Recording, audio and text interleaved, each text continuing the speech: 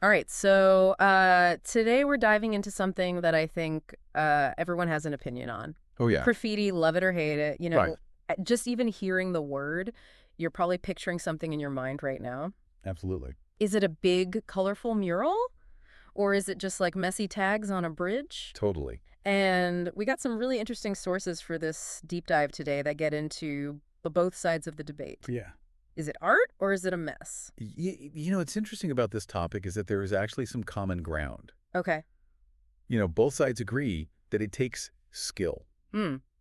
You don't Yeah. just like pick up a can of spray paint and suddenly you're, a master. Right. It takes planning and technique. Yeah. There's a sense of composition, just like with like traditional art forms. Right, that's true. It's easy to just make assumptions about what graffiti is, but I guess maybe we need to dig a little deeper. Yeah. So what are some of the arguments for graffiti as art? Well, one of the sources you sent talks about how similar graffiti is to like painting. They actually had a quote, graffiti artists, much like painters, meticulously plan their creations.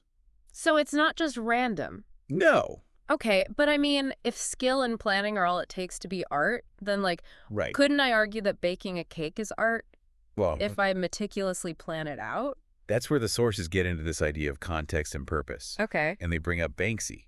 Oh, yeah. You know about Banksy, right? Yeah. His art is known for making these political statements and making you think about the world. Yeah. One of the pieces they mention shows this young boy putting a flower into the barrel of a soldier's gun. Oh, yeah, I've seen that one. It's very powerful. And if that were hanging in a gallery, Right. no one would question it. Exactly. But because it's on a wall, it's suddenly a debate.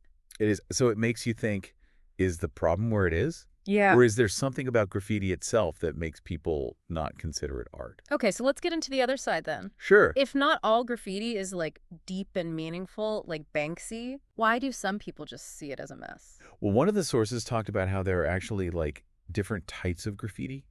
Oh, We say that a lot. If it isn't about making art, it's about tagging. tagging. Yeah, just Yeah. writing your name or symbol over and over. Oh, so like marking territory. Kinda? Yeah. Yeah, I can see how that would be less appealing than a, carefully thought out mural.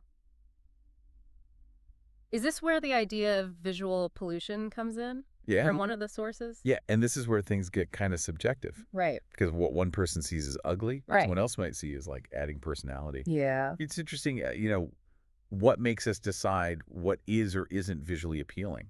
I wonder if you took a crumbling building, if Right. it's covered in tags, does it feel more neglected than if it was just a plain wall?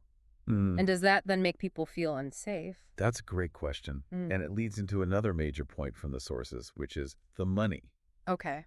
the cost of cleaning up graffiti. Yeah. They talk about how cities like Los Angeles spend millions every year just to remove graffiti. Wow. Millions of dollars. Wow. Millions. And they're cleaning hundreds of thousands of square feet every single month. I wonder how much that breaks down to per resident. Right. Is a big chunk of my taxes going just to cleaning this up? Yeah, and it really gets to the heart of the issue.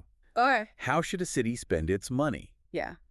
Is it more important to clean graffiti, or should they be funding other stuff, like schools Right. or parks, Yeah. or even like public art? This is getting complex. I love it. Yeah. So we've got these two sides, Right. artistic expression versus public nuisance. Yeah. But it sounds like it's not so simple It's not. when you start to consider the intent and the location and even how much it costs to clean up. And that's why this topic is so interesting. Yeah. It makes us really examine our own ideas about what art is and what public spaces should be like, and even like what our values are as a community. Yeah. Yeah. It's a lot. I'm ready for part 2. All right. Okay, so we've talked about the skill it takes, Yes, right. and how where the graffiti is matters. Yeah. But one of the sources really gets into the cost of it all. Yeah. And honestly, it's kind of crazy how much money is involved. It is interesting. You know how the cost argument, it kind of tries to appeal to both sides. Okay. Like, it's not just about whether it's ugly or not. Right. It's like, hey, this is costing us money. Right. If the city is spending millions to clean up graffiti, Yeah. that's money that could be used for other things, Of course. like schools or parks or even, supporting art. Yeah, and that makes it harder to ignore the people who see graffiti as a problem. Or even if you think some of it is cool, Yeah, you got to think about how much it costs to get rid of. exactly. And one of the sources actually takes that idea even further. They do? They link it to, like, community safety. Yeah. They say that when a neighborhood looks neglected or run down, it can make people feel uneasy or even scared. Right. So are they saying that there's, like, a direct link between visual blight and crime? Well, not quite. Okay. They don't say graffiti causes crime, but they say it can contribute to, like, a feeling of lawlessness, Okay. and that can then lead to more crime. So it's like the self-fulfilling prophecy. Exactly. The place looks bad. Right. So people do bad things there. Then it Right. makes the place look even worse. And it can be really hard to break that cycle. Oh, yeah, for sure. That's why some cities just have this zero tolerance policy. Okay. You know, any graffiti gets removed immediately. To, like, maintain order. Right. But then what about the argument that graffiti is like self-expression? Especially for people who might not have other ways to express themselves. Right. You know, like marginalized communities who don't have access to art galleries and stuff. That's a really important point. And one of the sources talks about commissioned murals. Oh, yeah. Have you seen those? Yeah, like those huge paintings on the sides of buildings. Yeah, exactly. And that's different. Right? Totally, because the artist was given permission to paint there. Exactly. It's not vandalism. Right. It's like a collaboration between the artist and community. And some cities are actually encouraging that now, right? They are. They're setting up places where graffiti is legal. To give people a place to do it. Right. And also to, like, address the concerns about property damage. And ugliness. Yeah, So it's like a compromise. it is. But even with these legal spots, there's still debate. Really? Some people say it takes away the rebellious spirit of graffiti, while others say it's necessary to make it part of the city. It sounds like there's no easy answer. There isn't, which makes it a fascinating discussion. We're not talking about good versus bad. No. It's way more complicated. It's social and economic and even political, all mixed together. What I'm finding really interesting is how this all makes you think about, like, ownership and public space. Yeah. Who gets to decide what looks good in a place that we all share? And how do you balance, like, individual expression with what the community wants? Those are really important questions. And it goes way beyond just graffiti. Yeah, for sure. It's something we all deal with as we, like, live in these urban spaces. Yeah. What one person sees as vandalism, Right. someone else might see as art or a form of protest or something. It kind of goes back to what you said before about how both sides agree it takes skill. Maybe that's a good place to start. Yeah. Like, focus on what we agree on, Absolutely. and then maybe we can have a better conversation about graffiti and its place in our communities. More productive conversation, yeah. You know, it's funny, as we're talking about this, I'm realizing, like, this whole graffiti thing really makes you think about what art even is. Like, Yeah. what makes something art? Is it just about how skilled you are? Right. Or does it matter, like, what you're trying to say or where it is?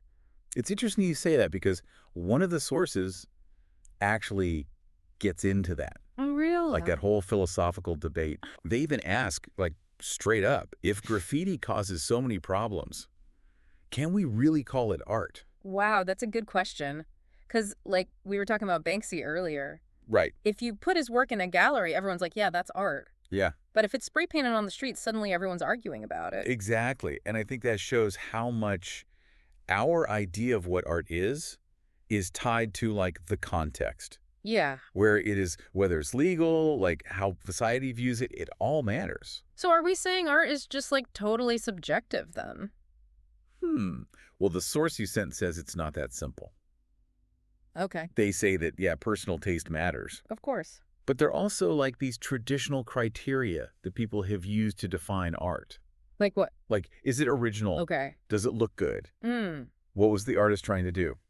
Okay, so let's apply that to graffiti then. Right. It gets kind of messy. It does, because you could have something that's, like, really well done. Right. Maybe it's even trying to say something important. Yeah. But it's still illegal and on someone else's property. That's the problem, isn't it? It is. How do you balance those things? Yeah. Can you separate the art from, like, the circumstances around it? I don't know. It's tough. I see both sides, you know? Like, Yeah. I get why some people think it's art, Right. but I also understand why someone wouldn't want it on their building. And I think it's important to recognize both of those perspectives. Yeah. It's not about deciding once and for all whether graffiti is art or vandalism.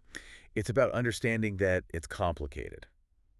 Okay, so then what do we do with all this? Yeah, with all these different ideas. Well, one of the sources actually had a suggestion. Okay. They said instead of trying to, like, categorize graffiti. Yeah. We should just accept that it's kind of ambiguous. Yeah, okay. They said we should see it as a reflection of the city itself.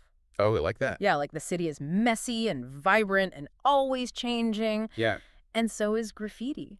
So instead of trying to control it, we should just kind of let it be, yeah, even if it's a little chaotic sometimes. I think that's a great way to look at it. We've covered a lot today. We've From like the actual skills involved in graffiti to like deep philosophical questions about art. Yeah, I feel like I've learned a lot. me too. And I think the important thing is that we keep having these conversations, Yeah, even if they're difficult. definitely. It's how we learn and grow. So to everyone listening, we want to leave you with one last question. Okay. If we say that Banksy's work is art, does that change how you see any graffiti? Hmm. Or is there still a line somewhere? It's something to think about. Keep exploring, keep talking about this, and most importantly, keep an open mind. Absolutely. Thanks for joining us for this deep dive.